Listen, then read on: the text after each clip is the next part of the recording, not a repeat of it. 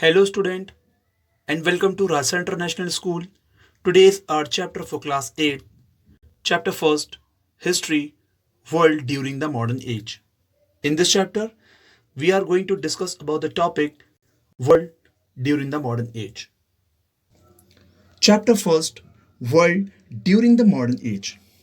The history of India is divided into ancient, medieval, and modern period.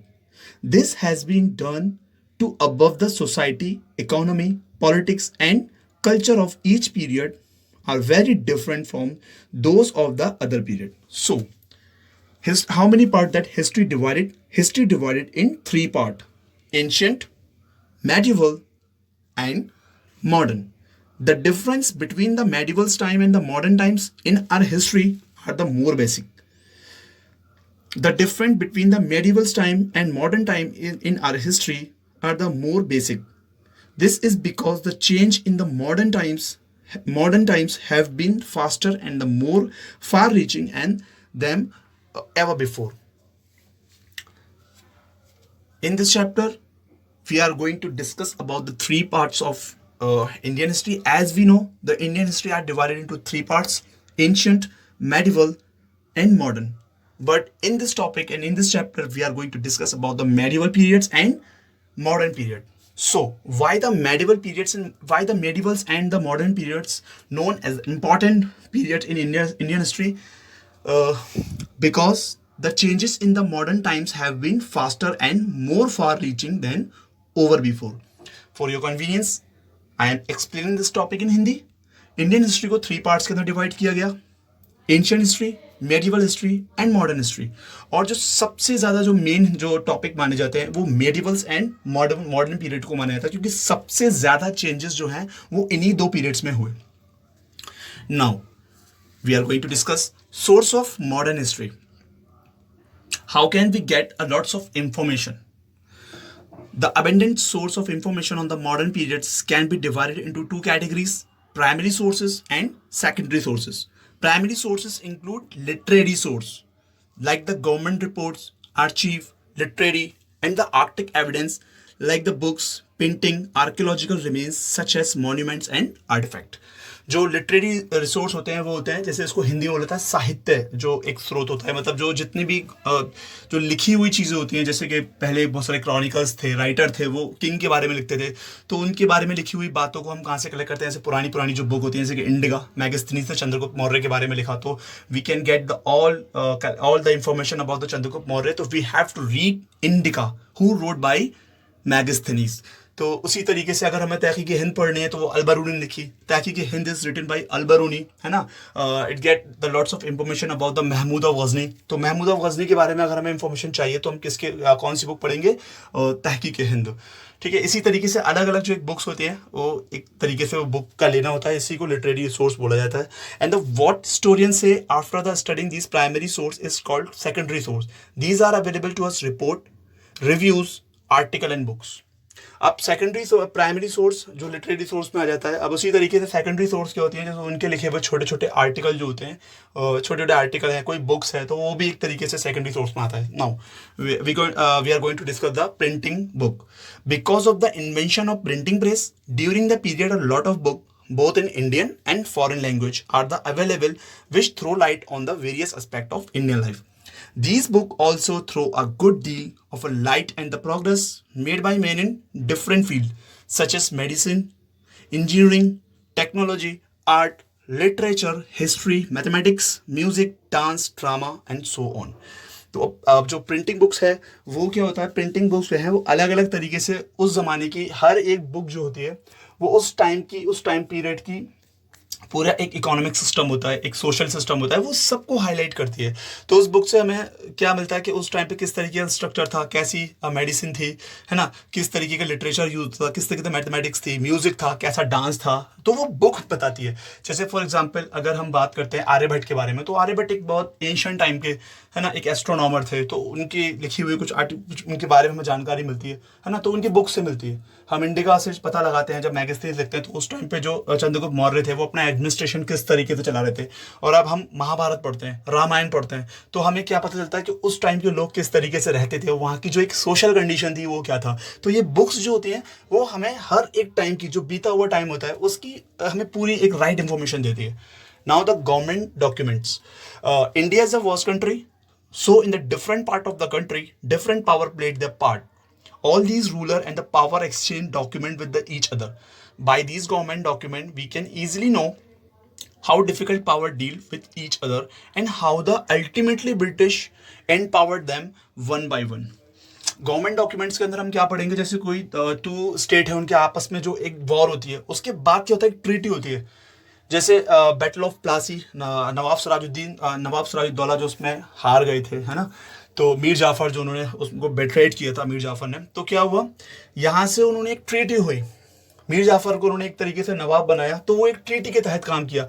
तो जिस तरीके से ब्रिटिश धीरे धीरे आगे सब्सिडारी अलायंस हुआ, क्या हुआ, ब्रिटिश ने यहाँ पे क्या एक नया रूल बनाया कि कोई भी स्टेट ब्रिटिश की इजाजत के बिना कोई काम नहीं कर सकती। तो इसको क्या बोला गया, सब्सिडारी अलायंस। सब्सिडरी जो एक अलायंस हुआ, मतलब तो एक तरीके से क्या हुआ, वो सब्सिडरी मतलब क्या था कि जितने भी जो लोग थे इंडिया में, जितने भी जो राजा थे, वो ब्रिटिश की इजाजत के बिना कोई काम नहीं कर सकते थे, है ना। तो जैसे जैसे ट्रीटी जो डॉक्यूमेंट थे, जो ब्रिटिश के हाथ के बनाए हुए जो रूल थे, वो भी एक तरीके से एक प्रूफ होता है कि किस तरीके से लोगों ने, जो ब्रिटिश थे, वो इंडिया में अपना काम पूरा करते थे। Newspaper, magazine and pamphlets. We also get a lot of information about the modern periods from a large number of the newspaper, magazine, pamphlets, which were printed in the different part of India, the different languages by the different people. Some of these prepare are still in the publication, and they have systematically kept a record of their old edition in their libraries. Newspaper, magazine जो है वो बहुत ज़्यादा important होते हैं हमें past के बारे में जो भी नॉलेज लेना होता है उसके लिए बहुत ज़्यादा इंपॉर्टेंट होता है। तो newspaper play an very important role to get a right information about the past.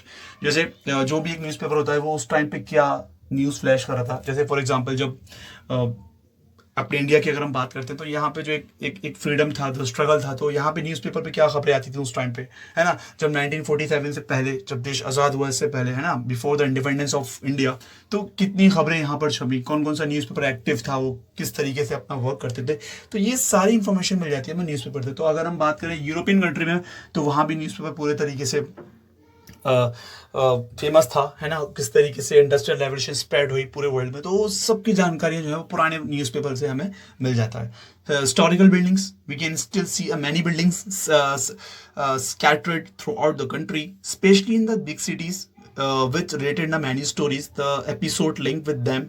Some such buildings are in India Gate, the Central Secretariats, Rashtrapati Bhavan, and the Parliament House, the Birla House. All these buildings are not only the national wealth, but they also throw a good deal of a light on the different aspect of architectural achievement of India. The Rashtrapati Bhavan, Central Secretariat, India Gate, in the Parliament House and Birla House is made by the British, and this show which type of relation, which type of rule they were doing in India. तो ये जो एक historical buildings होती है जो British ने जितनी भी बनाई है, तो इंडिया में जैसे राष्ट्रपति भवन है, बिरला हाउस है, पार्लियामेंट हाउस है, ये सब ब्रिटिश के जरिए बनाया हुआ है। ये बताया जाता है कि ब्रिटिश यहाँ पर जो एडमिनिस्ट्रेटिव चला रहे थे तो वो अपने आर्किटेक्चर पे भी ध्यान दे रहे थे, किस तरीके से उन्होंने अपने आर्किटेक्चर को बेहतर बनाया और यहाँ किस अंदाज में वो अपने उस काम को कर रहे थे। Now other work of art, various statues and many rare specimens and many rare specimens of paintings are not only the important as work art, but they also tell us something about the physical future and the achievement of national leader, great historical personalities. किसी भी तरीके का हम कोई statue देखते हैं, जैसे महात्मा गांधी का हम कोई स्टैचू देखते हैं, पंडित जवाहरलाल नेहरू का स्टैचू देखते हैं, रानी लक्ष्मीबाई का देखते हैं, भगत सिंह का स्टैचू देखते हैं, तो हम ये चीज़ देखते हैं कि अगर इनकी जो एक पर्सनैलिटी है उस टाइम पे उन्होंने क्या काम किया था। तो जब हम एक पर्टिकुलर इंसान के बारे में स्टैचू देख के समझ में आता है, जैसे फॉर एग्जांपल मैं महात्मा गांधी का स्टैचू देखता हूँ तो यहाँ से पूरा उनका एक आज़ादी का एक जो एक जर्नी होती है वो सब सामने आता है, किस तरीके से उन्होंने दांडी जो उनकी एक मार्च थी, है ना, किस तरीके से वो ब्रिटिश से लड़े, है ना, किस तरीके से नॉन वायलेंस को स्प्रेड किया कि वायलेंस नहीं करना चाहिए, हमें हमें नॉन वायलेंस से स्ट्रगल करना चाहिए, है ना। तो यहाँ से पूरा गांधी जी का पूरी हिस्ट्री निकल के आती है। जब भी हम कोई स्टैचू देखते हैं तो यहाँ ये समझ में आता है कि हाँ, इस लीडर ने ये काम किया था। In this book begin the history of the modern India of the 18th century because the many of the because there are many of the changes that are characterized of the modern times can be said to have a begun during the period. These changes first began in other parts of the world and came to us under the conditions which were not of our choice, and our country had gone under the foreign dominations. The life of the people in our country has been deeply affected by these changes. Some of the features of modern art, such as industrializations, great progress in technology, growth of cities, and greater interactions among the nations, and are said to have begun in the 18th century AD. 18th century में क्या हुआ, सबसे ज्यादा जो है वो changes हुए हैं, लोगों में बहुत ज्यादा एक चेंजेस नजर आए। लेकिन मतलब जिस तरीके से when the British came into the India, they spread their power with the help of business. So this is the ये जो चेंज था वो बहुत बड़ा था आम लोगों के लिए। इनकी जिंदगी में क्या था, एक नया चेंज शुरू हुआ, सोशल तरीके से भी बदलाव आ गए। यहाँ पर इंडियन थे, अब जैसे यहाँ ब्रिटिश है तो किस तरीके से लोगों में चेंज आना शुरू हुआ। फिर बिजनेस यहाँ पे बड़ा, और बिजनेस के तौर पे यहाँ किस तरीके से अलग अलग एक चेंजेस हुए। तो 18th सेंचुरी में सबसे ज़्यादा चेंजेस हुए, बहुत ज़्यादा चेंजेस हुए। क्योंकि क्या हुआ, जब दूसरे लोग यहाँ पर कब्जा करने लगे एक दूसरे देश पे, जैसे ब्रिटेन था, इंग्लैंड थे, उन्होंने क्या किया, अमेरिका पे कब्जा किया। तो अमेरिका में जो लोग रहते थे, जो वहाँ के नेटिव थे, उन लोगों को बहुत प्रॉब्लम हुई कि जो जिस तरीके से रूल वो बाहर के लोग थे वो वहाँ चलाने लगे। तो यहाँ लोगों में बहुत ज़्यादा चेंजेस हुए। India in the 18th century AD was in the chaotic political state. The Mughal Empire, which held in the country together for the several centuries, had become weak. The country was disunity finally led to the colonizations of India by the British. India में सबसे बड़ा changes देखने को क्या मिलता है कि सबसे पहले यहाँ मेडिवल पीरियड्स में मुगल यहाँ आ चुके थे। जो सबसे पहले जो यहाँ पे जो एक the founder of the Mughal empires कौन थे यहाँ पे, जो बाबर था, वो यहाँ पर 1526 में आ चुके थे। लेकिन जब वो यहाँ आए तो वो एक मेडिवल पीरियड था। अब उसके बाद जब यहाँ ब्रिटिश आते हैं, है ना, ब्रिटिश यहाँ पे आना कब स्टार्ट करते हैं, एक तरीके से मॉडर्न पीरियड कब स्टार्ट होता है, when the modern period start after the death of Aurangzeb. तो यहाँ से क्या होता है, औरंगजेब की डेथ के बाद कि ब्रिटिश धीरे धीरे यहाँ पे आना शुरू करते हैं। जब वो ब्रिटिश यहाँ धीरे धीरे आना शुरू करते हैं तो मुगल पूरी तरीके से वीक हो चुके थे, और जितने भी स्टेट थे वो अपने आप को इंडिपेंडेंस डिक्लेयर कर चुके थे।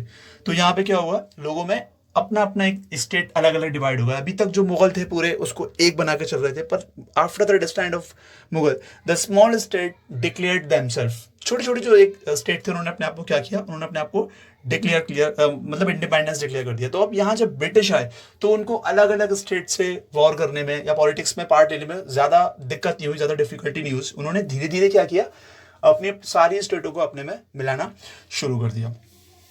So the economics and the political progress that took place in Europe and much later to India.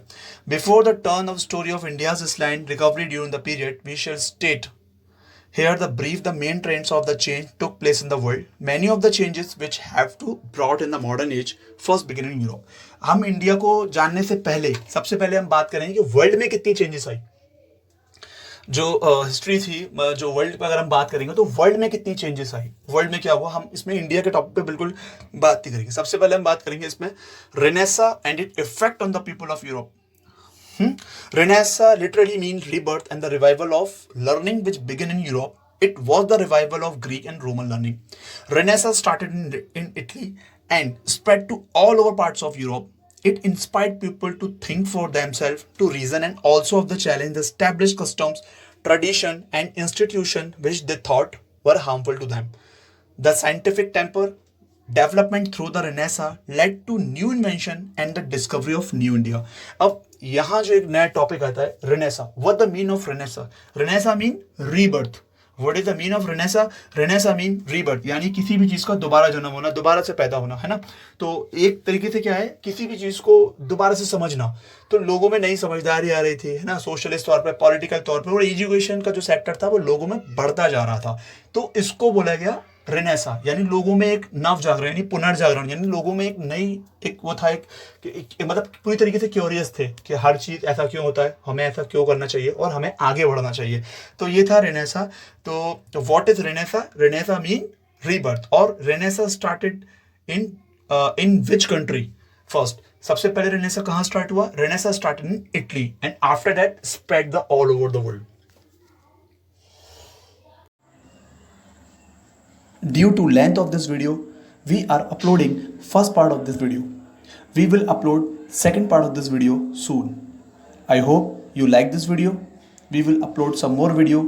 Till then, stay safe and goodbye.